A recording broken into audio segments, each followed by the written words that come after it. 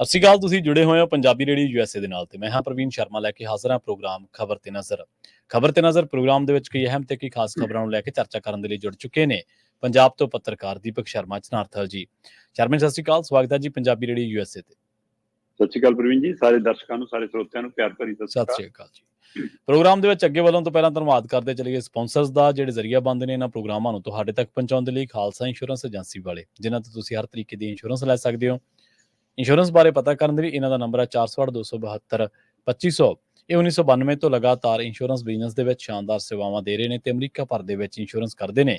Obama care, Medicare ਜਾਂ ਫਿਰ covered California ਬਾਬਤ ਪਾਲਿਸੀ ਕਰਵਾਉਣ ਦੇ ਲਈ, ਸਲਾਹ ਲੈਣ ਦੇ ਲਈ ਅੱਜ ਹੀ ਕਾਲ ਕਰੋ 468-272-2500 ਤੇ। ਟਰਕੀਆਨਾ ਇਮੀਗ੍ਰੇਸ਼ਨ ਲਾ ਫਰਮ ਵਾਲੀ ਜੇ ਟਰਕੀਆਨਾ ਟੋਨੀ ਟਰਕੀਆਨਾ ਦੇ ਨਾਲ ਤੁਸੀਂ ਯੂਐਸ ਇਮੀਗ੍ਰੇਸ਼ਨ ਬਾਬਤ ਕੋਈ ਵੀ ਸਲਾਹ ਕਰਨੀ ਹੈ, ਕੋਈ ਵੀ ਸਵਾਲ ਪੁੱਛਣਾ ਤੇ ਇਹਨਾਂ ਦਾ ਨੰਬਰ ਹੈ 415-909-0503। ਗੁਰਦੀਪ ਸਿੰਘ ਬਿਰਦੀ ਕਲੋਵਿਸ, ਮਨਦੀਪ ਸਿੰਘ, ਸੰਦੀਪ ਕੌਰ ਸੈਨ ਹੋਜ਼ੇ, ਗੁਰਪਾਲ ਸਿੰਘ ਸੈਕਰਾਮੈਂਟੋ, ਜਿੰਦ ਕੌਰ ਬੇਕਰਸਫੀਲਡ, ਕਮਲਜੀਤ ਸਿੰਘ ਮੱਖਣ ਦੌਲਤਪੁਰੀਆ ਸੈਂਟਰਲ ਵੈਲੀ ਤੇ ਜੱਸੀ ਗਿੱਲ ਪਲੰਬਿੰਗ ਵਾਲੇ ਬੇਕਰਸਫੀਲਡ ਤੋਂ। ਇਹਨਾਂ ਸਾਰੇ ਹੀ ਸਪਾਂਸਰਸ ਦਾ ਬਹੁਤ ਬਹੁਤ ਧੰਨਵਾਦ। ਤੇ ਜੇਕਰ ਤੁਸੀਂ ਵੀ ਪੰਜਾਬੀ ਰੇਡੀਓ ਯੂਐਸਏ ਦੇ ਇਹਨਾਂ ਪ੍ਰੋਗਰਾਮਾਂ ਨੂੰ ਸਪਾਂਸਰ ਕਰਨਾ ਚਾਹੁੰਦੇ ਹੋ ਤਾਂ ਸਟੂਡੀਓ ਦਾ ਨੰਬਰ ਹੈ 408-272-5200। ਅੱਜ ਦਾ ਖਬਰ ਤੇ ਨਜ਼ਰ ਪ੍ਰੋਗਰਾਮ ਸਾਲ 2024 ਦੀ 5 ਅਗਸਤ ਦਾ ਪ੍ਰੋਗਰਾਮ ਹੈ ਤੇ ਦਿਨ ਅੱਜ ਸੋਮਵਾਰ ਹੈ। ਖਬਰਾਂ ਦੀ ਸ਼ੁਰੂਆਤ ਕਰੀਏ ਅਕਾਲੀ ਦਲ ਤੋਂ। ਕੀ ਇਹ ਗੱਲ ਸੱਚ ਹੈ ਕਿ ਸੁਖਬੀਰ ਬਾਦਲ ਦੀ ਥਾਂ ਤੇ ਐਡਵੋਕੇਟ ਹਰਜਿੰਦਰ ਸਿੰਘ ਧਾਮੀ ਵੀ ਅਕਾਲੀ ਦਲ ਦੇ ਪ੍ਰਧਾਨ ਹੋ ਸਕਦੇ ਨੇ ਜੀ? ਬਿਲਕੁਲ ਹੋ ਸਕਦੇ ਨੇ ਜੀ। ਸੁਖਬੀਰ ਸਿੰਘ ਬਾਦਲ ਹੋਰਾਂ ਨੇ ਕੋਰ ਕਮੇਟੀ ਦਾ ਦੁਬਾਰਾ ਐਲਾਨ ਕੀਤਾ। ਠੀਕ ਹੈ ਜੀ। ਉਹ ਕਹਿੰਦੇ ਜੀ ਆ 23 ਮੈਂਬਰ ਹੁਣ ਕੋਰ ਕਮੇਟੀ ਚ ਹੋਣਗੇ, ਕਿਉਂਕਿ ਉਹ ਕੁਝ ਮੈਂਬਰ ਕੱਢੇ ਸੀਗੇ ਜਿਹੜੇ ਹੈ ਨਾ ਉਧਰੋਂ ਪਹਿਲਾਂ, ਤੋਂ ਉਹ ਇਸ ਲਈ ਕੋਰ ਕਮੇਟੀ ਭੰਗ ਕਰਤੀ ਸੀ 23 ਜੁਲਾਈ ਨੂੰ।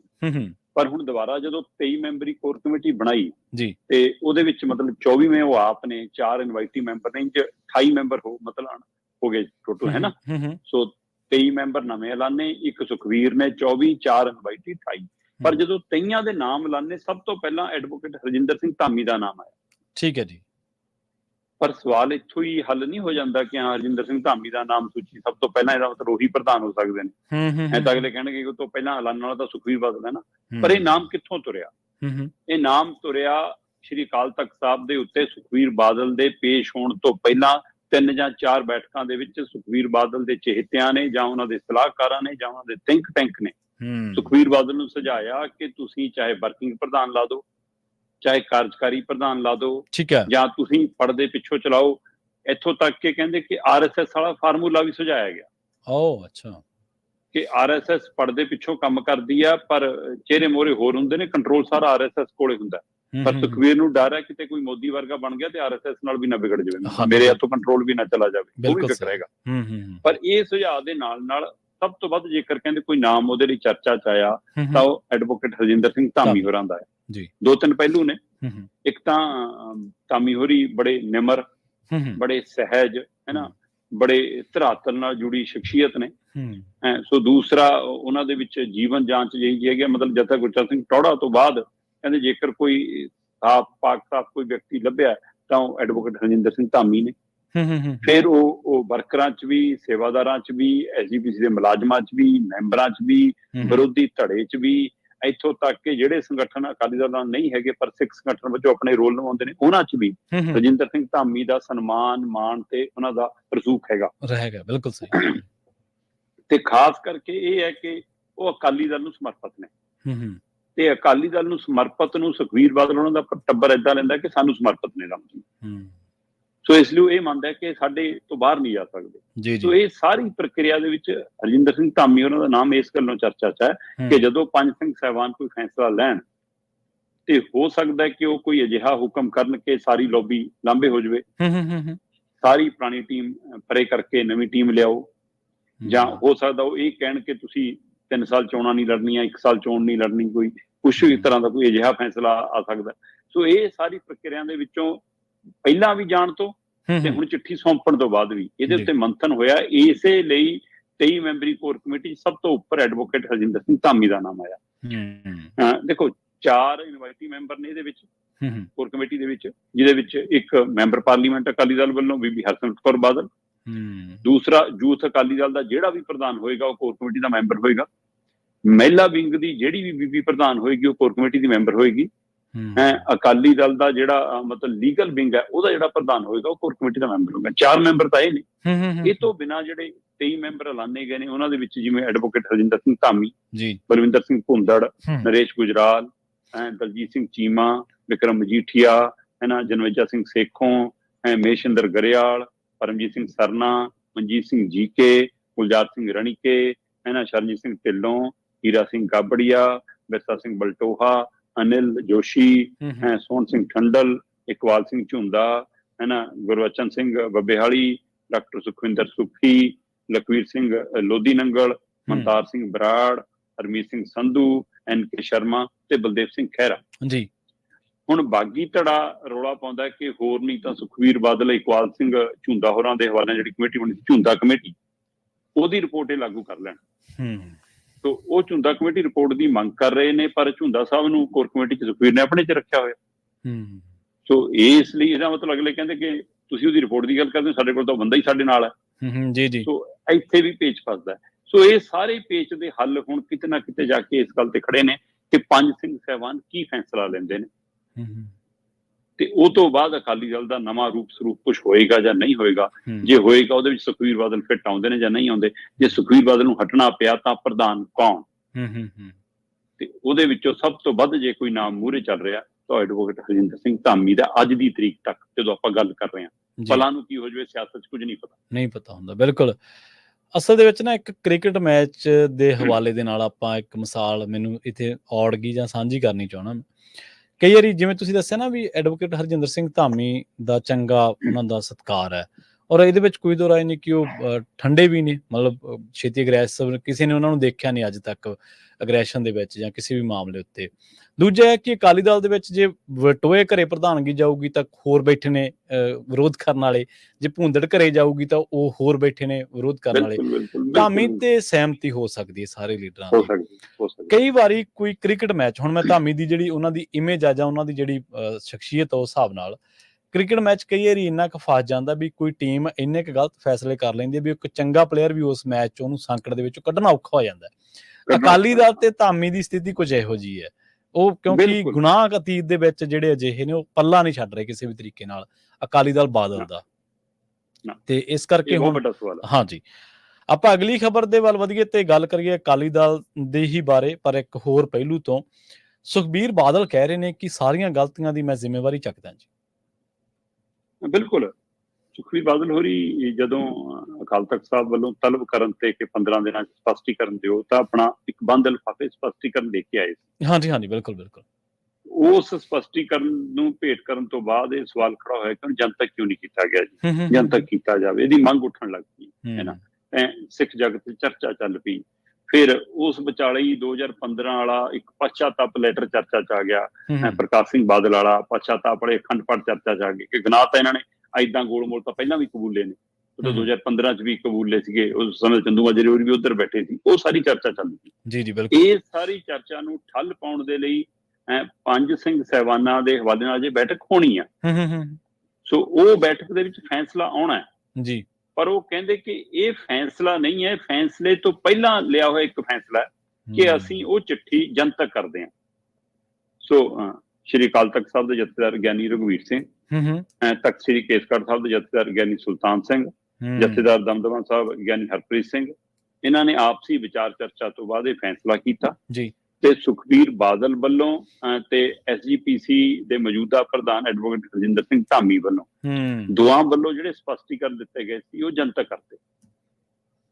ਮਤਲਬ SGPC ਨੇ ਤਾਂ ਆਪਣੇ ਸਪਸ਼ਟੀਕਰਨ ਦੇ ਵਿੱਚ ਗੱਲ ਕਹੀ ਕਿ ਠੀਕ ਹੈ ਜੀ, ਅਸੀਂ 90 ਲੱਖ ਦੇ ਇਸ਼ਤਿਹਾਰ ਦਿੱਤੇ ਨੇ, ਤੇ ਪਰ ਉਸ ਸਮੇਂ ਜੀ ਮਤਲਬ ਕਿ ਗੁਰੂ ਦੀ ਗੋਲਕ 'ਚ ਜਿਹੜੇ ਇਸ਼ਤਿਹਾਰ ਦਿੱਤੇ ਨੇ, ਉਸ ਸਮੇਂ ਪ੍ਰਧਾਨ ਅਵਤਾਰ ਸਿੰਘ ਮੱਕੜ ਸੀਗੇ, ਤੇ ਉਹਨਾਂ ਦੇ ਹੁਕਮਾਂ ਦੇ ਨਾਲ ਮੁੱਖ ਸਕੱਤਰ ਜਿਹੜੇ ਹਰਚਰਨ ਸਿੰਘ ਹੋਰੀ ਸੀਗੇ, ਉਹਨਾਂ ਵੱਲੋਂ ਵੱਖੋ ਵੱਖ ਇਸ਼ਤਿਹਾਰ ਜਾਰੀ ਕਰਵਾਏ ਗਏ। SGPC ਨੇ ਤਾਂ ਆਪਣੇ ਸਪਸ਼ਟੀਕਰਨ 'ਚ ਇਹ ਕਿਹਾ ਕਿ ਜੀ ਇਸ ਦੇ ਵਿੱਚ ਸ੍ਰੀ ਅਕਾਲ ਤਖਤ ਸਾਹਿਬ ਦੀ ਮਰਿਆਦਾ ਨੂੰ, ਉਹਨਾਂ ਦੇ ਹੁਕਮਾਂ ਨੂੰ, ਉਹਨੂੰ ਸਤਿਕਾਰ ਦੇਣ ਦੇ ਲਈ ਅਸੀਂ ਤਾਂ ਉਹ ਸਾਰਾ ਵਿਖਿਆਨ ਕੀਤਾ। ਇਸੇ ਤਰ੍ਹਾਂ ਬੇਅਦਬੀ ਸੰਬੰਧੀ, ਪਛਾਤਾਪ ਸੰਬੰਧੀ ਜਾਂ ਵੱਖ-ਵੱਖ ਕਮੇਟੀਆਂ ਵੱਲੋਂ, ਸੰਸਥਾਵਾਂ ਵੱਲੋਂ, SGPC ਵੱਲੋਂ, ਅਕਾਲੀ ਦਲ ਵੱਲੋਂ ਜਿਹੜੇ ਬੇਅਦਬੀਆਂ ਦੇ ਮਾਮਲਿਆਂ ਤੋਂ ਬਾਅਦ ਗੁਰੂ ਗ੍ਰੰਥ ਸਾਹਿਬ ਦੇ ਪਾਠ ਕਰਾਏ ਜਾ ਰਹੇ ਸੀ, ਉਹਨਾਂ ਦੀ ਜਾਣਕਾਰੀ ਲਈ ਅਸੀਂ ਇਸ਼ਤਿਹਾਰ ਜਾਰੀ ਕੀਤੇ ਜੀ। ਸੋ ਉਹਨਾਂ ਨੇ ਆਪਣਾ ਇੱਕ ਸਪਸ਼ਟੀਕਰਨ ਜਿਹਾ ਬਣਾ ਕੇ ਦਿੱਤਾ, ਪਰ ਸਭ ਦੀ ਨਜ਼ਰ ਸੀਗੀ ਇਹਦੇ ਨਾਲੋਂ ਵੀ ਪਹਿਲਾਂ ਸੁਖਬੀਰ ਬਾਦਲ ਦੇ ਸਪਸ਼ਟੀਕਰਨ ਤੇ। ਸੁਖਬੀਰ ਬਾਦਲ ਹੋਰਾਂ ਦਾ ਜਦੋਂ ਸਪਸ਼ਟੀਕਰਨ ਜਨਤਕ ਕੀਤਾ ਗਿਆ ਤਾਂ ਉਹਦੇ ਵਿੱਚ ਕਿਹਾ ਗਿਆ ਕਿ ਸੁਖਬੀਰ ਬਾਦਲ ਨੇ ਇੱਕ ਨਿਮਰ ਸਿੱਖ ਵਜੋਂ ਕਹਿੰਦੇ ਜੀ ਆਪਣੇ ਝੋਲੀ ਪਾ ਲਏ ਸਾਰੇ ਗੁਨਾਹ ਜੀ। ਮਤਲਬ ਆਪਣੀ ਝੋਲੀ ਪਾਉਣਾ, ਜ਼ਿੰਮੇਵਾਰੀ ਲੈਣਾ ਇੱਕ ਹੋਰ ਗੱਲ ਹੁੰਦੀ ਆ, ਗੁਨਾਹ ਕਬੂਲਣਾ ਇੱਕ ਹੋਰ ਗੱਲ ਹੁੰਦੀ ਆ। ਸੋ ਸੁਖਬੀਰ ਬਾਦਲ ਹੋਰਾਂ ਦਾ ਇਹ ਕਹਿਣਾ ਕਿ ਬਤੌਰ ਪਾਰਟੀ, ਬਤੌਰ ਸਰਕਾਰ, ਦੋਵਾਂ ਦੇ ਸਰਕਾਰ ਦੇ ਦੌਰ ਦੇ ਹਵਾਲੇ ਨਾਲ ਵੀ, ਅਕਾਲੀ ਦਲ ਬਾਦਲ ਦੇ ਹਵਾਲੇ ਨਾਲ ਵੀ, ਜੋ ਘਟਨਾਕ੍ਰਮ ਵਾਪਰੇ, ਜਿਹੀ ਜੀ, ਚਾਹੇ ਉਹ ਬੇਅਦਬੀ ਵਾਲਾ ਮਸਲਾ ਹੈ, ਚਾਹੇ ਉਹ ਕਿਸੇ ਡੇਰਾ ਮੁਖੀ ਵਾਲਾ ਮਸਲਾ ਹੈ, ਜਿੰਨੇ ਵੀ ਇਹ ਮਸਲੇ ਨੇ, ਹੈ ਨਾ, ਉਹਨਾਂ ਸਾਰੇ ਮਸਲਿਆਂ ਦੀ ਗੁਨਾਹਾਂ ਨੂੰ ਮੈਂ ਆਪਣੀ ਝੋਲੀ ਪਾਉਣਾ, ਉਹਨਾਂ ਸਾਰੇ ਗੁਨਾਹਾਂ ਦੀ ਮੈਂ ਜ਼ਿੰਮੇਵਾਰੀ ਲੈਣਾ। ਸੋ ਇਹ ਅਜੇ ਵੀ ਇਹ ਨਹੀਂ ਹੈ ਉਹਦੇ ਵਿੱਚ ਕਿਤੇ ਕਿ ਹਾਂ ਆਹ ਗੁਨਾਹ ਪਿੰਨ ਪੁਆਇੰਟ ਨਹੀਂ ਕੀਤੇ ਕਿ ਆਹ ਗੁਨਾਹ ਸਾਤੋਂ ਹੋ ਗਏ, ਆਹ ਗੁਨਾਹ ਅਸੀਂ ਕਬੂਲ ਕਰਦੇ ਹਾਂ, ਜਿੰਨੇ ਵੀ ਹਾਂ, ਮਤਲਬ ਉਹਨਾਂ ਨੇ ਸਿੱਧਾ ਜਿਹਾ ਕਿਹਾ ਕਿ ਹਾਂ ਜੀ ਜੋ ਕੁਝ ਵੀ ਵਾਪਰਿਆ ਉਹ ਸਾਰੀਆਂ ਘਟਨਾਵਾਂ ਦੀ ਜ਼ਿੰਮੇਵਾਰੀ ਮੈਂ ਚੱਕਦਾ। ਸੋ ਇਹ ਇੱਥੇ ਆ ਕੇ ਫਿਰ ਤੁਹਾਡਾ ਉਹੀ ਸਵਾਲ ਜਿਹੜਾ ਤੁਸੀਂ ਕਹਿੰਦੇ ਸੀਗੇ ਕਿ ਕਈ ਵਾਰ ਚੰਗਾ ਪਲੇਅਰ ਵੀ ਮੈਚ ਚੋਂ ਕਢਾ ਨਹੀਂ ਸਕਦਾ। ਸੋ ਇਹ ਸਾਰਾ ਕੁਝ ਹੋਣ ਦੇ ਬਾਵਜੂਦ ਵੀ ਮਤਲਬ ਅਜੇ ਤੱਕ ਸਿੱਖ ਜਗਤ ਵੱਲੋਂ, ਅਕਾਲੀ ਦਲ ਦੇ ਵਰਕਰਾਂ ਵੱਲੋਂ, ਹੈ ਨਾ, ਪੰਜਾਬ ਵੱਲੋਂ ਇਹ ਆਵਾਜ਼ ਨਹੀਂ ਉੱਠ ਰਹੀ ਕਿ ਚਲੋ ਹੁਣ ਹੋ ਗਿਆ ਜੀ, ਅਕਾਲੀ ਦਲ ਨੂੰ ਮਾਫ ਕਰ ਦਿਓ। ਨਹੀਂ ਉੱਠ ਰਹੀ, ਬਿਲਕੁਲ ਸਹੀ। ਸੋ ਅਜੇ ਉਹ, ਕਿਉਂਕਿ ਇਸ ਨੂੰ ਜਨਤਕ ਕਰਨ ਪਿੱਛੇ ਵੀ ਇਹੀ ਸਮਝਿਆ ਜਾ ਰਿਹਾ ਕਿ ਸਿੰਘ ਸਾਹਿਬਾਨ ਇਹ ਵੀ ਸਮਝਦੇ ਨੇ ਕਿ ਸਾਡੀ ਬੈਠਕ ਤੋਂ ਪਹਿਲਾਂ ਜੇ ਕੋਈ ਲੋਕ ਆਵਾਜ਼ ਉੱਠੇ, ਅਸੀਂ ਉਹਦੇ ਵਿੱਚੋਂ ਵੀ, ਸੰਗਤ ਦੀ ਆਵਾਜ਼ ਚੋਂ ਵੀ ਮਤਲਬ ਰਾਏ ਬਣਾ ਲਈਏ ਨਾ। ਸੋ ਇਸ ਲਈ ਉਹਦਾ ਵੀ ਇੰਤਜ਼ਾਰ ਹੈ। ਹੁਣ ਇਸ ਗੱਲ ਨੂੰ ਤਾਂ ਠੱਲ ਪੈ ਗਈ ਕਿ ਹਾਂ ਉਹ ਜਿਹੜਾ ਜਨਤਕ ਕਰਨ ਵਾਲੀ ਗੱਲ ਸੀ ਉਹ ਜਨਤਕ ਕਰ ਦਿੱਤਾ ਗਿਆ, ਤੇ ਉਹਦੇ ਵਿੱਚ ਉਹਨੇ ਕਿਹਾ ਕਿ ਸਾਰੀਆਂ ਭੁੱਲਾਂ ਮੈਂ ਆਪਣੀ ਝੋਲੀ ਪਾਉਣਾ। ਤੇ ਹੁਣ ਝੋਲੀ ਪਾਉਣ ਤੋਂ ਬਾਅਦ ਉਹਨਾਂ ਨੇ ਇਹ ਵੀ ਕਿਹਾ ਕਿ ਮੇਰੇ ਲਈ ਸ੍ਰੀ ਗੁਰੂ ਗ੍ਰੰਥ ਸਾਹਿਬ ਤੇ ਅਕਾਲ ਤਖ਼ਤ ਸਾਹਿਬ ਸਰਵਉੱਚ ਹੈ। ਸੋ ਪੰਜ ਸਿੰਘ ਸਾਹਿਬਾਨਾਂ ਦਾ ਜੋ ਵੀ ਫੈਸਲਾ ਆਊਗਾ ਉਹ ਮੇਰੇ ਸਿਰ ਮੱਥੇ ਹੋਊਗਾ, ਮੈਂ ਸਿਰ ਝੁਕਾ ਕੇ ਉਹਨੂੰ ਕਬੂਲ ਕਰੂੰਗਾ। ਸੋ ਇਹ ਸਾਰਾ ਕੁਛ ਉਹਦੇ ਵਿੱਚ ਹੈਗਾ। ਤੇ ਇੱਥੋਂ ਤੱਕ ਕਿ ਜਦੋਂ ਇਹ ਭੇਟ ਕੀਤਾ ਬੰਦ ਲਿਫਾਫੇ 'ਚ, ਉਹਦੇ ਨਾਲ ਉਹਨਾਂ ਨੇ 2015 ਵਾਲੀ ਜਿਹੜੀ ਉਹ 17 ਅਕਤੂਬਰ 2015 ਨੂੰ ਪ੍ਰਕਾਸ਼ ਸਿੰਘ ਬਾਦਲ ਨੇ ਦਰਬਾਰ ਸਾਹਿਬ ਜਾ ਕੇ ਅਕਾਲ ਤਖ਼ਤ ਦੇ ਉੱਤੇ ਇੱਕ ਲਿਫਾਫਾ ਪਛਤਾਪ ਵਾਲੀ ਚਿੱਠੀ ਵਾਲਾ ਭੇਟ ਕੀਤਾ ਸੀ, ਉਹ ਵੀ ਨਾਲ ਨੱਥੀ ਕੀਤਾ। ਸੋ ਹੁਣ ਸਾਰਾ ਕੁਛ ਅਕਾਲ ਤਖ਼ਤ ਸਾਹਿਬ ਦੇ ਜਥੇਦਾਰ ਤੇ ਬਾਕੀ 4 ਤਖ਼ਤਾਂ ਦੇ ਜਥੇਦਾਰਾਂ ਦੇ ਹਵਾਲੇ ਨਾਲ ਪੰਜ ਸਿੰਘ ਸਾਹਿਬਾਨ, ਜਾਂ ਮਤਲਬ ਜੇ 5 ਤਖ਼ਤਾਂ ਦੇ ਨਾ ਹੋਣ ਤਾਂ ਮਤਲਬ ਹੈੱਡ ਗ੍ਰੰਥੀ ਨੂੰ ਜਾਂ ਕਿਸੇ ਉਹਨੂੰ ਸਾਥੀ ਨਾਲ ਬਿਠਾ ਕੇ ਇਹ ਪ੍ਰਕਿਰਿਆ ਪੂਰੀ ਕੀਤੀ ਜਾਂਦੀ ਹੈ। ਸੋ ਹੁਣ ਉਹਦੇ ਪਰ ਨਜ਼ਰ ਹੈ। ਲੱਗ ਰਿਹਾ ਕਿ ਆਉਂਦੇ ਕੁਝ ਦਿਨਾਂ ਦੇ ਵਿੱਚ ਹੀ ਅਕਾਲ ਤਖ਼ਤ ਸਾਹਿਬ ਦੇ ਉੱਤੇ ਪੰਜ ਸਿੰਘ ਸਾਹਿਬਾਨਾਂ ਦੀ ਬੈਠਕ ਹੋਏਗੀ ਔਰ ਇਸ ਪੂਰੇ ਘਟਨਾ ਦੇ ਉੱਤੇ ਕੋਈ ਸਖਤ ਫੈਸਲਾ ਆਏਗਾ। ਜੀ। ਅਗਲੀ ਖਬਰ ਦੇ ਵੱਲ ਵਧੀਏ, ਗੱਲ ਕਰੀਏ ਬੱਸਾਂ ਦੇ ਵਿੱਚ ਮੁਫਤ ਝੂਟਿਆਂ ਦੀ। ਹਰ ਰੋਜ਼ ਕਹਿੰਦੇ 4.25 ਲੱਖ ਬੀਬੀਆਂ ਲੈਂਦੀਆਂ ਬੱਸਾਂ ਦੇ ਵਿੱਚ ਮੁਫਤ ਝੂਟੇ, ਤੇ ਹੁਣ ਬੀਬੀਆਂ ਕਹਿਣਗੀਆਂ ਵੀ ਸਰਕਾਰ ਦੀ ਸਕੀਮ ਆ, ਅਸੀਂ ਕਿਹੜਾ ਕੁਛ ਕਹਿੰਦੇ ਆ, ਸਰਕਾਰ ਨੇ ਮੁਫਤ 'ਚ ਦਿੱਤੀ ਹੈ ਤੇ ਅਸੀਂ ਉਹਦਾ ਲਾਹਾ ਲੈਂਦੇ। ਨਹੀਂ, ਬਿਲਕੁਲ ਬੀਬੀਆਂ ਤਾਂ ਸਰਕਾਰ ਨੇ ਐਲਾਨੀਆਂ ਮੁਫਤ ਸਕੀਮਾਂ ਨੂੰ ਲੈ ਕੇ ਲੰਮੇ ਸਮੇਂ ਤੋਂ ਚਰਚਾ ਚੱਲ ਰਹੀ ਹੈ ਕਿ ਮੁਫਤ ਸਕੀਮਾਂ ਕਿਤੇ ਪੰਜਾਬ ਤੇ ਭਾਰੂ ਨਾ ਪੈ ਜਾਣ, ਪੰਜਾਬ ਲਈ ਮੁਸੀਬਤ ਨਾ ਬਣ ਜਾਣ। ਵੈਸੇ ਤਾਂ ਬਣ ਚੁੱਕੀਆਂ। ਮਤਲਬ ਆਪਾਂ ਗੱਲ ਕਰਦੇ ਹਾਂ ਬਾਰ-ਬਾਰ ਜਦੋਂ ਤਾਂ ਪੰਜਾਬ ਦੇ ਕਰਜ਼ੇ ਦੀ ਤਾਂ ਆਪਾਂ ਗੱਲ ਕਰਦੇ ਹਾਂ ਕਿ ਪੰਜਾਬ ਦੇ ਸਿਰ ਤੇ ਕਰਜ਼ਾ ਤਾਂ ਤੁਸੀਂ ਹਰ ਮਹੀਨਾ ਵਧਾਈ ਜਾਂਦੇ ਹੋ। 4000 ਕਰੋੜ, 4200 ਕਰੋੜ, 4300 ਕਰੋੜ ਐਵਰੇਜ ਹਰ ਮਹੀਨੇ ਕਰਜ਼ਾ ਚੁੱਕ ਰਹੇ ਹੋ। ਹੁਣ ਵੀ ਲੰਘੇ ਕੱਲ ਪਰਸੋਂ ਹੀ 700 ਕਰੋੜ ਹੋਰ ਚੱਕਿਆ, ਹੈ ਨਾ।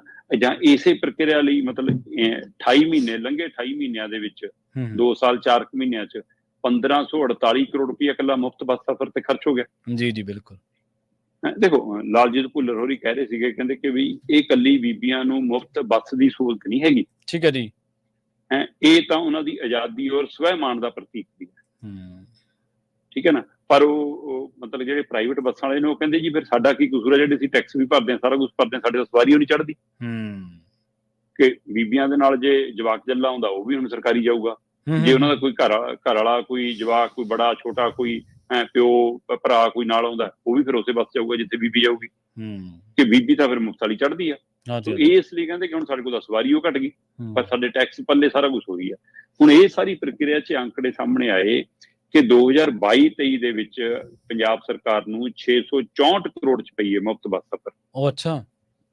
664.63 ਕਰੋੜ। ਠੀਕ ਹੈ ਜੀ। ਇਸੇ ਤਰ੍ਹਾਂ 23-24 ਦੇ ਵਿੱਚ 694 ਕਰੋੜ 'ਚ ਪੈ ਗਈ, ਹੈ ਨਾ। ਤੇ ਕੁੱਲ ਮਿਲਾ ਕੇ 2 ਸਾਲਾਂ ਦਾ 1358 ਕਰੋੜ 27 ਲੱਖ ਰੁਪਏ ਬਣ ਗਿਆ। ਪਰ ਜਦੋਂ ਹੁਣ ਇਹਦੇ ਵਿੱਚ 4 ਮਹੀਨੇ ਅਗਲੇ ਵੀ ਸ਼ਾਮਲ ਹੋਏ ਤਾਂ 28 ਮਹੀਨਿਆਂ ਦਾ 1548 ਕਰੋੜ, 1548 ਕਰੋੜ ਬੀਬੀਆਂ ਦਾ 28 ਮਹੀਨਿਆਂ 'ਚ ਪੰਜਾਬ ਸਰਕਾਰ ਦੇ ਉੱਤੇ ਨਵਾਂ, ਅਜੇ ਬਿਜਲੀ ਵਾਲਾ ਮਸਲਾ ਬਹੁਤ ਵੱਡਾ ਬਣਿਆ ਹੋਇਆ।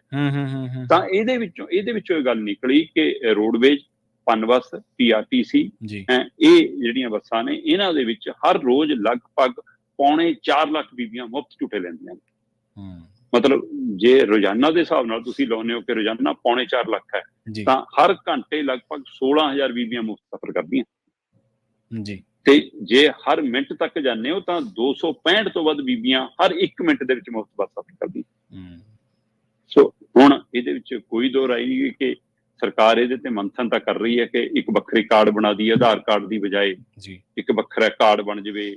ਉਹਦੇ ਕਾਰਡ ਦੇ ਨਾਲ ਮਤਲਬ ਕਿ ਇਹ ਪਤਾ ਲੱਗ ਜਾਵੇ ਫਿਰ ਕਿਹਦਾ ਪੈਨ ਕਾਰਡ ਨਾਲ ਜੁੜਿਆ ਹੈ, ਕਿਹਦਾ ਕੀ ਸਿਸਟਮ ਹੈ, ਕਿਹੜਾ ਸਰਕਾਰੀ ਨੌਕਰੀ ਵਾਲੀ ਬੀਬੀ ਹੈ, ਕਿਹੜੀ ਪ੍ਰਾਈਵੇਟ ਕਿੰਨੇ ਪੈਸੇ ਵਾਲੀ ਨੌਕਰੀ ਹੈ, ਕਿਹੜੀ ਗਸਟਡ ਅਫਸਰ ਹੈ, ਕਿਹੜੀ ਕੀ ਹੈ, ਕਿ ਉਹਨਾਂ ਦੀਆਂ ਸਹੂਲਤਾਂ 'ਚ ਥੋੜਾ ਫਰਕ ਕੀਤਾ ਜਾਵੇ। ਸੋ ਇਹਦੇ ਉੱਤੇ ਮੰਥਨ ਤਾਂ ਚੱਲ ਰਿਹਾ, ਪਰ ਹਿੰਮਤ ਨਹੀਂ ਜਤਾ ਪਾਉਂਦੀ, ਪਾਰਟੀ ਹਿੰਮਤ ਨਹੀਂ ਲੈ ਪਾ ਰਹੀ, ਕਿਉਂਕਿ ਕਿਸੇ ਵੀ ਪਾਰਟੀ 'ਚ ਹਿੰਮਤ ਨਹੀਂ ਹੁੰਦੀ ਕਿ ਮੁਫਤ ਸਹੂਲਤ ਨੂੰ ਵਾਪਸ ਲੈ ਲਵੇ। ਉਹਨਾਂ ਨੂੰ ਇਹਦੇ ਵਿੱਚ ਵੋਟ ਬੈਂਕ ਤਿਲਕਦਾ ਲੱਗਣ ਲੱਗ ਜਾਂਦਾ। ਹਾਂਜੀ ਹਾਂਜੀ ਬਿਲਕੁਲ। ਸੋ ਇਹ ਇਸ ਲਈ ਇਹਦੇ ਤੇ ਮੰਥਨ ਤਾਂ ਹੋ ਰਿਹਾ ਕਿ ਟਰਾਂਸਪੋਰਟ ਵਿਭਾਗ ਵੀ, ਮਹਿਲਾ ਬਾਲ ਵਿਕਾਸ ਵਿਭਾਗ ਵੀ, ਵਿੱਤ ਮੰਤਰਾਲਾ ਵੀ ਆਪਸ ਵਿੱਚ ਬੈਠ ਕੇ ਚਰਚਾਵਾਂ ਤਾਂ ਕਰ ਰਹੇ ਨੇ। ਆਪਾਂ ਪਹਿਲਾਂ ਵੀ 2-3 ਵਾਰ ਗੱਲ ਕੀਤੀ ਹੈ ਕਿ ਇਹਦੇ ਵਿੱਚ ਸਮੀਖਿਆ ਤੇ ਗੱਲ ਚੱਲ ਰਹੀ ਹੈ ਕਿ ਕਿਸੇ ਨਵੇਂ ਪ੍ਰਕਿਰਿਆ ਨਾਲ ਇਹਨੂੰ ਸੋਧਿਆ ਜਾਵੇ। ਲੋਕਾਂ 'ਚ ਵੀ ਰੋਸਾ ਹੈਗਾ ਕਿ ਵੀ ਜਿਹੜਾ ਵਿਚਾਰਾ ਗਰੀਬ ਗਰੂ ਬੱਸ ਚੜ੍ਹਦਾ ਉਹ ਪੂਰੀ ਟਿਕਟ ਲੈਂਦਾ, ਤੇ ਜਿਹੜੇ ਮੋਟੀਆਂ ਤਨਖਾਹ ਵਾਲੀਆਂ ਰੋਜ਼ ਸਫ਼ਰ ਕਰਨ ਵਾਲੀਆਂ ਸਰਕਾਰੀ ਬੀਬੀਆਂ ਨੇ ਉਹ ਮੁਫਤ ਸਫ਼ਰ ਕਰਦੀਆਂ ਨੇ। ਸੋ ਪਰ ਹੁਣ ਇਹ ਪੈਸੇ ਦੇ ਹਵਾਲੇ ਨਾਲ ਵੀ ਜੀ ਤੇ ਲੋਕਾਂ ਦੀਆਂ ਮੁਸ਼ਕਲਾਂ ਦੇ ਹਵਾਲੇ ਨਾਲ, ਕਿਉਂਕਿ ਬੱਸਾਂ 'ਚ ਜੋ ਕੁਛ ਫਿਰ ਧੱਕਾ ਮੁੱਕੀ ਹੁੰਦੀ ਹੈ, ਲੜਾਈ ਝਗੜੇ ਵੱਧ ਰਹੇ ਨੇ, ਉਸ ਪ੍ਰਕਿਰਿਆ ਦੇ ਹਵਾਲੇ ਨਾਲ ਵੀ ਇਹਦਾ ਕੋਈ ਢੁਕਵਾਂ ਹੱਲ ਕੱਢਣ ਦੀ ਲੋੜ ਹੈ। ਜੀ ਸ਼ਰਮਾ ਜੀ, ਇੱਕ ਗੱਲ ਬਾਰੇ ਜ਼ਰੂਰ ਦੱਸਿਓ ਵੀ ਸਮਾਜ ਦੇ ਵਿੱਚ ਜੇ ਆਪਾਂ ਜੈਂਡਰ ਦੇ ਆਧਾਰ ਤੇ ਜਾਂ ਆਪਾਂ ਜਾਤ ਦੇ ਆਧਾਰ ਤੇ ਕੋਈ ਖਾਸ ਸਹੂਲਤਾਂ ਦਿੰਦੇ ਆ, ਤਾਂ ਇਹਦੀ ਬਜਾਏ ਆਰਥਿਕ ਆਧਾਰ ਤੇ ਜੇਕਰ ਚੀਜ਼ਾਂ ਹੋਣ ਤਾਂ ਮੇਰੇ ਖਿਆਲ ਉਹਦੇ ਜ਼ਿਆਦਾ ਲਾਭਪਾਤਰੀ ਹੋਣਗੇ। ਨਹੀਂ ਠੀਕ ਹੈ, ਪਰ ਵੀ ਇਹ ਕੀ ਹੈ, ਇਹ ਖਾਸ ਕਰ ਤੁਹਾਡੀ ਜਿਹੜੀ ਪੀੜ੍ਹੀ ਆ, ਤੁਸੀਂ ਸਭ ਤੋਂ ਵੀ ਹਲੇ ਛੋਟੇ ਹੋ ਥੋੜੇ, ਹੈ ਨਾ, ਜਿਹੜੀ ਇਹ ਪੀੜ੍ਹੀ ਹੈ ਇਹ ਦੇਖਦੀ ਹੈ ਕਿ ਨਹੀਂ ਜੀ ਮਤਲਬ ਇਹ ਇਕੱਲੀ ਆਰਥਿਕਤਾ ਤੌਰ ਤੇ ਬੰਦ ਹੋ ਜਾਣੀ ਚਾਹੀਦੀ ਹੈ। ਇਸ ਪਹਿਲੂ ਨੂੰ ਵਿਚਾਰਿਆ ਜਾ ਸਕਦਾ, ਪਰ ਲਾਗੂ ਕਰਨਾ ਇੰਨਾ ਆਸਾਨ ਨਹੀਂ ਗਾ, ਕਿਉਂਕਿ ਅੱਜ ਅਸੀਂ ਔਰਤ ਦੀ ਗੱਲ ਕਰ ਰਹੇ ਹਾਂ ਕਿ ਹਾਂ ਜੋ ਮਰਦਾਂ ਨੂੰ ਹੱਕ ਹੈ ਉਹ ਔਰਤਾਂ ਨੂੰ ਬਰਾਬਰੇ ਮਿਲੇ, ਉਹਨਾਂ ਨੂੰ ਵੱਧ ਕਿਉਂ, ਪਰ ਜਿਹੜੇ ਸਦੀਆਂ ਤੋਂ ਉਹਨਾਂ ਨੂੰ ਲਤਾੜਿਆ ਗਿਆ ਸੀ ਉਹਦਾ ਮਤਲਬ ਹਿਸਾਬ ਕਿਤਾਬ ਕਿਹਨੇ ਕਰਨਾ।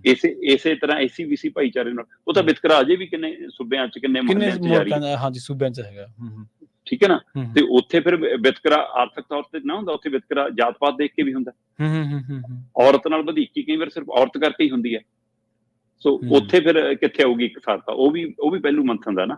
ਸੋ ਇਸ ਲਈ ਨਾ ਦੋਨਾਂ ਪਹਿਲੂਆਂ ਨੂੰ ਵਿਚਾਰਨ ਦੀ ਪਹਿਲਾਂ ਲੋੜ ਹੈ ਕਿ ਆਹ ਪਾੜਾ ਜੇ ਬਿਲਕੁਲ ਮੁੱਕਦਾ ਫਿਰ ਤੁਸੀਂ ਆਰਥਿਕ ਵਾਲੇ ਸੋਚ ਸਕਦੇ ਹੋ। ਪਹਿਲਾਂ ਆਹ ਪਾੜਾ ਤਾਂ ਮਕਾਉਣ ਦੀ ਜ਼ਿੰਮੇਵਾਰੀ ਲਵੇ ਸਮਾਜ, ਪਹਿਲਾਂ ਸਮਾਜ ਦੀ ਜ਼ਹਿਨੀਅਤ ਦੇ ਵਿੱਚੋਂ ਬਰਾਬਰਤਾ ਲਿਆਉਣੀ ਪਊਗੀ, ਫਿਰ ਇਹਨਾਂ ਮਾਮਲਿਆਂ 'ਚ ਬਰਾਬਰਤਾ ਆ ਸਕਦੀ ਹੈ। ਇਹਦੇ ਲਈ ਬਿਲਕੁਲ ਇਹਦੇ ਲਈ ਵੀ ਯਤਨ ਕਰਨੇ ਚਾਹੀਦੇ ਸਾਨੂੰ। ਅਗਲੀ ਖਬਰ ਦੇ ਵੱਲ ਵਧੀਆ ਸ਼ਰਮਾ ਜੀ, ਗੱਲ ਕਰੀਏ ਆਪਾਂ ਅਦਾਲਤਾਂ ਦੀ। ਪਾਤਰ ਸਾਹਿਬ ਦੀਆਂ ਲਾਈਨਾਂ ਵੀ ਨੇ, ਇਹਨਾਂ ਅਦਾਲਤਾਂ ਦੇ ਵਿੱਚ ਬੰਦੇ ਬਿਰਖ ਹੋ ਗਏ, ਇਨਸਾਫ ਦੀ ਕਰਦੇ, ਹਾਂਜੀ ਸੁੱਕ ਗਏ। ਅਦਾਲਤਾਂ ਦੇ ਵਿੱਚੋਂ ਕਹਿੰਦੇ ਲੋਕਾਂ ਨੂੰ ਇਨਸਾਫ ਨਹੀਂ ਮਿਲਦਾ, ਇਹ ਥਾਂ ਤੇ ਸਮਝੌਤਾ ਮਿਲਦਾ, ਤੇ ਸਮਝੌਤਾ ਤਾਂ ਸਮਝੌਤਾ ਹੀ ਹੈ। ਸਮਝੌਤੇ ਦੀ ਤਾਂ ਡੈਫੀਨੇਸ਼ਨ ਹੀ ਇਹ ਹੈ ਕਿ ਬਸ ਕੁਝ ਆਪਦੀਆਂ ਚੀਜ਼ਾਂ ਨੂੰ, ਆਪਦੀ ਉਮੀਦ ਨੂੰ, ਆਪਦੇ ਸੰਘਰਸ਼ ਨੂੰ ਮਾਰ ਕੇ ਤੇ ਕੁਝ ਉਹਦੇ ਬਦਲੇ ਕੁਛ ਵੀ ਹਾਸਲ ਕਰ ਲੈਣਾ, ਜਾਂ ਹਾਸਲ ਤਾਂ ਕੀ ਹੋਇਆ ਜਦੋਂ ਸਮਝੌਤਾ ਹੀ ਹੋ ਗਿਆ। ਬਿਲਕੁਲ ਬਿਲਕੁਲ ਪ੍ਰਵੀਨ ਜੀ, ਇਹ ਬਹੁਤ ਵੱਡਾ ਸਵਾਲ ਹੈ ਕਿ ਤੁਸੀਂ ਇੱਥੋਂ ਅੰਦਾਜ਼ਾ ਲਾਓ ਕਿ ਮੇਨ ਚੀਫ ਜਸਟਿਸ, ਹਾਂਜੀ ਸੁਪਰੀਮ ਕੋਰਟ ਦੇ ਚੀਫ ਜਸਟਿਸ ਚੰਦਰਚੂੜ ਸਾਹਿਬ ਦੇ ਬੋਲ ਨੇ ਬਿਲਕੁਲ ਕਿ ਤਰੀਕਾਂ ਤੋਂ ਅੱਕੇ ਲੋਕ ਫਿਰ ਸਮਝੌਤੇ ਦੇ ਰਾਹ ਪੈ ਜਾਂਦੇ ਨੇ। ਉਹਨਾਂ ਦੀ ਅਸਲ ਦੇ ਵਿੱਚ ਕੀ ਹੈ ਕਿ ਲੋਕ ਅਦਾਲਤਾਂ ਨੂੰ ਲੈ ਕੇ ਇੱਕ ਸਮਾਗਮ ਸੀਗਾ, ਉਹ 3-4 ਦਿਨ ਚੱਲਿਆ, 29 ਜੁਲਾਈ ਤੋਂ 2 ਅਗਸਤ ਤੱਕ, ਕਿਉਂਕਿ ਲੋਕ ਅਦਾਲਤਾਂ ਦੇ ਵਿੱਚ ਅਕਸਰ ਕਿੰਨੇ ਪਹਿਲੂਆਂ ਤੇ ਮਸਲਾ ਹੱਲ ਹੋ ਜਾਂਦਾ ਜੀ ਜੀ ਜੀ, ਹੈ ਨਾ। ਤੇ ਉਹ ਜਦੋਂ ਮਸਲਿਆਂ ਦੇ ਉੱਤੇ ਪ੍ਰੋਗਰਾਮ ਸੀਗਾ, ਉਹਦੇ ਵਿੱਚ ਬਤੌਰ ਮੁੱਖ ਬੁਲਾਰੇ ਵਜੋਂ, ਮੁੱਖ ਮਹਿਮਾਨ ਵਜੋਂ ਚੀਫ ਜਸਟਿਸ ਚੰਦਰਚੂੜ ਹੋਰੀ ਹਾਜ਼ਰ ਹੋਏ ਤਾਂ ਉਹਨਾਂ ਨੇ ਇੱਕ ਟਿੱਪਣੀ ਕੀਤੀ। ਉਹ ਇੱਕ ਟਿੱਪਣੀ ਪੂਰੇ ਵਰਤਾਰੇ ਨੂੰ ਪੇਸ਼ ਕਰਦੀ ਆ। ਉਹ ਕਹਿੰਦੇ ਕਿ ਅਦਾਲਤੀ ਪ੍ਰਕਿਰਿਆ ਇੰਨੀ ਅਕਾਊ ਹੋ ਗਈ ਆ ਕਿ ਉਹੀ ਸਜ਼ਾ ਬਣ ਜਾਂਦੀ ਜੀ। ਬਿਲਕੁਲ ਬਿਲਕੁਲ, ਅਦਾਲਤੀ ਪ੍ਰਕਿਰਿਆ ਕਹਿੰਦੇ ਕਿ ਉਹ ਇੱਕ ਸਜ਼ਾ ਬਣ ਜਾਂਦੀ ਆ, ਫਿਰ ਉਹ ਸਜ਼ਾ ਚੋਂ ਨਿਕਲਣ ਦੇ ਲਈ ਬੰਦਾ ਸਮਝੌਤੇ ਦੇ ਰਾਹ ਪੈ ਜਾਂਦਾ, ਤੇ ਸਮਝੌਤਾ ਹਮੇਸ਼ਾ ਕਹਿੰਦੇ ਇਨਸਾਫ ਲੈਣ ਵਾਲੀ ਧਿਰ ਲਈ ਘਾਟੇ ਵਰਗਾ। ਜਿਹੜਾ ਬੰਦਾ ਇਨਸਾਫ ਦੀ ਆਸ ਨਾਲ ਅਦਾਲਤਾਂ ਚ ਆਉਂਦਾ ਤੇ ਉਹ ਇਹ ਮਹਿਸੂਸ ਕਰਨ ਲੱਗ ਜਾਂਦਾ ਕਿ ਐਂ ਲੱਗ ਰਿਹਾ ਜਿਵੇਂ ਦੋਸ਼ੀ ਮੈਂ ਹੋਵਾਂ, ਦੂਏ ਦਾ ਕਦੇ ਵਕੀਲ ਨਹੀਂ ਪੇਸ਼ ਹੁੰਦਾ, ਕਦੇ ਬੰਦਾ ਨਹੀਂ ਆਉਂਦਾ, ਕਦੇ ਹਨਾ ਦੂਆ ਬੰਦਾ ਵਿਚਾਰਾ ਤਰੀਕ ਤੇ ਪੂਰਾ ਦਿਨ ਬੈਠ ਕੇ ਮੁੜ ਜਾਂਦਾ। ਹਾਂਜੀ ਹਾਂਜੀ, ਇਦਾਂ ਹੀ ਹੁੰਦਾ ਹੈ ਨਾ। ਉਹ ਵਿਚਾਰਾ ਪੂਰਾ ਡਿਸਿਪਲਿਨ ਚ ਆਉਂਦਾ, ਤੇ ਜਿਹਨੇ ਗੁਨਾਹ ਕੀਤੇ ਹੁੰਦੇ ਨੇ ਉਹ ਚੋਰ ਮੋਰੀਆਂ ਲੱਭ ਲੈਂਦੇ ਨੇ। ਤੇ ਫਿਰ ਕਹਿੰਦੇ ਕਿ ਚੰਦਰਚੂੜਾਂ ਦੇ ਬੋਲ ਨੇ ਚੀਫ ਜਸਟਿਸ ਸਾਹਿਬ ਦੇ, ਕਿ ਉਹ ਕਹਿੰਦੇ ਕਿ ਤਰੀਕਾ ਲੈਣ ਦੀ ਵੀ ਮਹਾਰਤ ਹੈ। ਤੇ ਉਹ ਤਰੀਕ ਦਰ ਤਰੀਕ ਜਦੋਂ ਪ੍ਰਕਿਰਿਆ ਅੱਗੇ ਚਲੀ ਜਾਂਦੀ ਹੈ ਤੇ ਸਾਡਾ ਇੰਨਾ ਅਕਾਊ ਤੇ ਲੰਬਾਊ ਸਿਸਟਮ ਹੈ ਅਦਾਲਤਾਂ ਦਾ ਕਿ ਬੰਦਾ ਫਿਰ ਕਹਿੰਦਾ ਕਿ ਚਲੋ ਜੀ ਨਿਬੇੜੋ। ਫਿਰ ਉਹ ਨਿਬੇੜਨਾ ਕਹਿੰਦੇ ਕਿ ਸਮਝੌਤਾ ਕਿਤੇ ਥੱਲੇ ਆ ਕੇ ਹੁੰਦਾ ਤੇ ਉਹ ਇਸ ਲਈ ਕਹਿੰਦੇ ਕਿ ਇਨਸਾਫ ਲੈਣ ਆਏ ਲੋਕ ਫਿਰ ਸਮਝੌਤਾ ਲੈ ਕੇ ਮੁੜ ਜਾਂਦੇ ਨੇ। ਇਸ ਪ੍ਰਕਿਰਿਆ ਨੂੰ ਦਰੁਸਤ ਕਰਨ ਦੀ ਲੋੜ ਹੈ। ਬੇਸ਼ੱਕ ਉਹਨਾਂ ਨੇ ਕਿਹਾ ਕਿ ਲੋਕ ਅਦਾਲਤਾਂ ਘਰੇਲੂ ਮਸਲਿਆਂ ਨੂੰ ਜਾਂ ਕਿੰਨੇ ਅਜਿਹੇ ਮਸਲਿਆਂ ਨੂੰ ਸਹੀ ਢੰਗ ਨਾਲ ਨਿਬੇੜ ਵੀ ਦਿੰਦੀਆਂ ਨੇ, ਇਹ ਨਹੀਂਗਾ ਕਿ ਸਾਰਿਆਂ 'ਚ ਹੁੰਦਾ। ਸੋ ਇੱਕ ਚੰਗਾ ਰੋਲ ਵੀ ਹੈ। ਪਰ ਜੇਕਰ ਸਾਡੀ ਪੂਰੀ ਅਦਾਲਤੀ ਪ੍ਰਕਿਰਿਆ ਸਹੀ ਡਿਸਿਪਲਿਨ 'ਚ ਆ ਜਾਵੇ, ਸਮਾਂ ਹੱਦ 'ਚ ਆ ਜਾਵੇ, ਹੈ ਨਾ, ਉਸ ਬਹਿਨ 'ਚ ਆ ਜਾਵੇ ਜਿੰਨੀ ਸਾਨੂੰ ਕੇਸਾਂ ਦੇ ਮੁਕਾਬਲੇ ਲੋੜ ਹੈ ਅਦਾਲਤਾਂ ਦੀ, ਜੱਜਾਂ ਦੀ, ਉਹ ਸਾਰੀ ਪ੍ਰਕਿਰਿਆ ਸਾਡੀ ਪੂਰੀ ਹੋ ਜਾਵੇ, ਫਿਰ ਸ਼ਾਇਦ ਅਸੀਂ ਸਮਝੌਤਿਆਂ ਦੀ ਬਜਾਏ ਇਨਸਾਫ ਭਾਲਣ ਲੱਗ ਜਾਈਏ ਤੇ ਇਨਸਾਫ ਮਿਲਣ ਲੱਗ ਜਾਏ। ਕਈ ਵਾਰੀ ਨਾ ਆਪਾਂ ਇੱਕ ਚੀਜ਼ ਆਮ ਹੀ ਦੇਖੀ ਹੈ ਸ਼ਰਮਾ ਜੀ, ਖਬਰਾਂ ਦੇ ਵਿੱਚ ਵਿਚਰਦੇ ਹਾਂ, ਵੀ ਸਮਾਜ ਦੇ ਵਿੱਚ ਵੀ ਵਿਚਰਦੇ ਆਪਾਂ ਦੇਖਦੇ ਹਾਂ ਵੀ ਜਦੋਂ ਕਿਸੇ ਮਜ਼ਲੂਮ ਦੇ ਨਾਲ ਧੱਕਾ ਹੋ ਜਾਂਦਾ, ਖਾਸ ਕਰਕੇ ਸਮਾਜ ਦੇ ਇੱਕ ਹਾਸ਼ੀਆਗ੍ਰਸਤ ਪਰਿਵਾਰ ਦੇ ਨਾਲ, ਉਹਨਾਂ ਦੀ ਕਿਸੇ ਬੱਚੀ ਦੇ ਨਾਲ, ਤਾਂ ਉਹਨਾਂ ਨੂੰ ਪਹਿਲਾਂ ਹੀ ਬੇਉਮੀਦੇ ਕਰ ਦਿੱਤਾ ਜਾਂਦਾ ਵੀ ਕਿੱਥੇ ਜਾਓਗੇ ਤੁਸੀਂ, ਕਾਨੂੰਨ 'ਚ ਜਾ ਕੇ ਕੀ ਕਰੋਗੇ, ਹੋਣਾ ਕੁਛ ਨਹੀਂ। ਕਿੱਡੀ ਮਾੜੀ ਪਿਰਤ ਹੈ ਕਿ ਇੱਕ ਮਜ਼ਲੂਮ ਬੰਦੇ ਨੂੰ ਜਿਹਦੇ ਨਾਲ ਵਧੀਕੀ ਹੋਈ ਹੈ, ਤੁਸੀਂ ਉਹਦੀ ਉਮੀਦ ਤੋੜ ਰਹੇ ਹੋ ਔਰ ਉਹਨੂੰ ਜ਼ਲੀਲ ਹੀ ਕਰਨ ਦੇ ਬਰਾਬਰ ਹੈ ਇਹ। ਪ੍ਰਵੀਨ ਜੀ, ਗਲੀ ਮਹੱਲਾ ਲੀਡਰ ਸ਼ੀਡਰ ਕਹਿਣੇ ਗੱਲ ਤਾਂ ਫਿਰ ਹੋਰ ਹੈ। ਹਾਂਜੀ, ਜਿਨ੍ਹਾਂ ਨੇ ਕਾਨੂੰਨ ਦੀ ਪਾਲਣਾ ਕਰਾਉਣੀ ਹੈ, ਥਾਣੇ 'ਚ ਜਾਓ, ਥਾਣੇ ਵਾਲੇ ਕਹਿੰਦੇ ਪਹਿਲਾਂ ਬੈਠ ਕੇ ਭਾਈ ਦੇਖ ਲਓ ਜੇ ਸਮਝੌਤਾ ਹੁੰਦਾ। ਹਾਂਜੀ, ਬਿਲਕੁਲ, ਹੈ ਨਾ, ਉਹੀ ਕਹਿੰਦੇ ਸਮਝੌਤਾ ਕਰ ਲਓ, ਇਹ ਉਹੀ ਕਹਿੰਦੇ ਨੇ, ਬਿਲਕੁਲ ਕਹਿੰਦੇ ਜੀ। ਭਾਰਤ ਦੇ ਵਿੱਚ ਦੱਸਦੇ ਕੀ ਪਾਸਪੋਰਟ ਬਣਨੇ ਸ਼ੁਰੂ ਹੋ ਗਏ ਸ਼ਰਮਾ ਜੀ? ਪ੍ਰਵੀਨ ਜੀ, ਆਪਾਂ ਕੁਝ ਸਮਾਂ ਪਹਿਲਾਂ ਇਸ ਤੇ ਚਰਚਾ ਕੀਤੀ ਸੀ ਕਿ ਭਾਰਤ ਵਿੱਚ ਈ ਪਾਸਪੋਰਟ ਲੈ ਕੇ ਪ੍ਰਕਿਰਿਆ ਚੱਲ ਰਹੀ ਆ।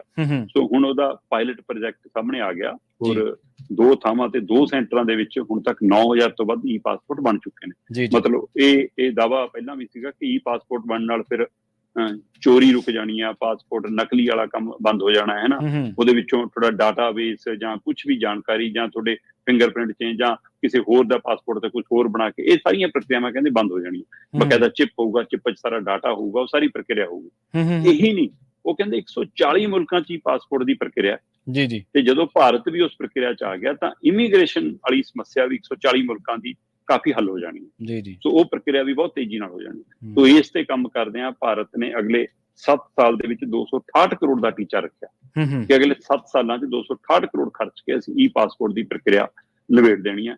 ਪਹਿਲਾ ਮਤਲਬ ਜੇਕਰ ਆਪਾਂ ਦੇਖੀਏ, ਭਾਰਤ ਦੇ 10 ਕਰੋੜ ਦੇ ਕਰੀਬ ਲੋਕਾਂ ਕੋਲ ਪਾਸਪੋਰਟ ਹੈ ਤੇ ਜਿਹਦੇ ਵਿੱਚੋਂ ਉਹਨਾਂ ਨੇ ਟੀਚਾ ਰੱਖਿਆ ਕਿ ਅਗਲੇ 4-5 ਸਾਲਾਂ ਦੇ ਵਿੱਚ ਅਸੀਂ ਮਤਲਬ ਇਹ ਪ੍ਰਕਿਰਿਆ ਪੂਰੀ ਨਿਬੇੜ ਦੇਣੀ ਹੈ। ਪੁਰਾਣੇ 10 ਕਰੋੜ ਹੈਗੇ ਨੇ ਪਾਸਪੋਰਟ ਉਹਨਾਂ ਚੋਂ, ਤੇ 70 ਲੱਖ ਈ ਪਾਸਪੋਰਟ ਮਤਲਬ ਅਸੀਂ ਤੁਰੰਤ ਇਸ ਨੂੰ ਅਮਲੀ ਜਾਮਾ ਪਹਿਨਾਉਣ ਦੀ ਪ੍ਰਕਿਰਿਆ ਵੱਲ ਭਾਰਤ ਵੱਧ ਰਿਹਾ। ਭੁਵਨੇਸ਼ਵਰ ਦੇ ਵਿੱਚ 2435 ਪਾਸਪੋਰਟ ਬਣ ਗਏ ਨੇ ਤੇ ਨਾਗਪੁਰ ਦੇ ਵਿੱਚ 6588, ਲਗਭਗ 9000 ਦੇ ਕਰੀਬ ਈ ਪਾਸਪੋਰਟ 2 ਸੈਂਟਰਾਂ 'ਚ ਬਣ ਗਏ ਨੇ।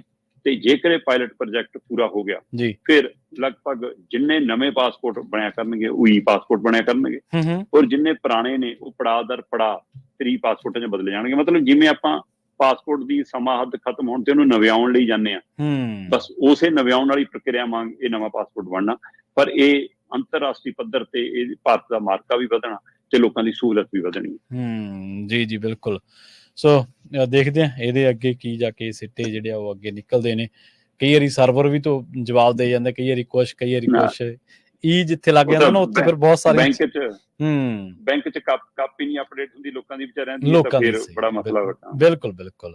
ਔਰ ਜੇ ਕੋਈ ਮਾਤਰ ਕਰਾਉਣ ਵੀ ਜਾਵੜੇ ਫਿਰ ਉਹਨੂੰ ਬਾਹਲੀਆਂ ਗੱਲਾਂ ਤਾਂ ਸਰਕਾਰੀ ਦਫ਼ਤਰਾਂ ਦੇ ਵਿੱਚ ਸਾਹਮਣੇ ਵਾਲੇ ਦੇ ਮੂਡ ਤੇ ਡਿਪੈਂਡ ਕਰਦੀਆਂ ਸ਼ਰਮਾ ਜੀ, ਕਿ ਉਹਦਾ ਕੰਮ ਕਰਨ ਨੂੰ ਮਨ ਕਰ ਵੀ ਰਿਹਾ ਜਾਂ ਨਹੀਂ ਕਰ ਰਿਹਾ। ਹਾਂਜੀ, ਕਈ ਵਾਰੀ ਮਾਤੜ ਬੰਦਾ ਦੇਖ ਕੇ ਕਹਿੰਦਾ ਬਾਬਾ ਬੇਬੇ ਬਾਅਦ 'ਚ ਆਈ, ਲੰਚ ਟਾਈਮ ਆ, ਬੇਬੇ ਬਾਅਦ 'ਚ ਆਈ, ਚਾਹ ਪੀਂਦੇ ਆ। ਉਹ ਬੇਬੇ ਵਿਚਾਰੀ ਪਿੰਡ ਵੀ ਮਸ਼ੀਨ ਤੇ ਕਰਾ ਲਓ। ਹਾਂਜੀ ਮਸ਼ੀਨ ਤੇ ਕਰਾ ਲਓ। ਇਹ ਹੈ ਬਿਲਕੁਲ। ਸ਼ਰਮਾ ਜੀ, ਇਹਨਾਂ ਖਾਸ ਖਬਰਾਂ ਤੇ ਖਾਸ ਜਾਣਕਾਰੀਆਂ ਦੇ ਲਈ ਤੁਹਾਡਾ ਬਹੁਤ ਬਹੁਤ ਧੰਨਵਾਦ ਜੀ। ਬਹੁਤ ਸ਼ੁਕਰੀਆ ਜੀ। ਪ੍ਰੋਗਰਾਮ ਖਬਰ ਤੇ ਨਜ਼ਰ ਨੂੰ ਆਪਾਂ ਇੱਥੇ ਸਮਾਪਤ ਕਰਾਂਗੇ। ਤੁਹਾਡਾ ਸਾਰਿਆਂ ਦਾ ਵੀ ਬਹੁਤ ਧੰਨਵਾਦ। ਸਤਿ ਸ਼੍ਰੀ ਅਕਾਲ। ਜੁੜੇ ਰਹੋ ਪੰਜਾਬੀ ਰੇਡੀਓ USA ਦੇ ਨਾਲ।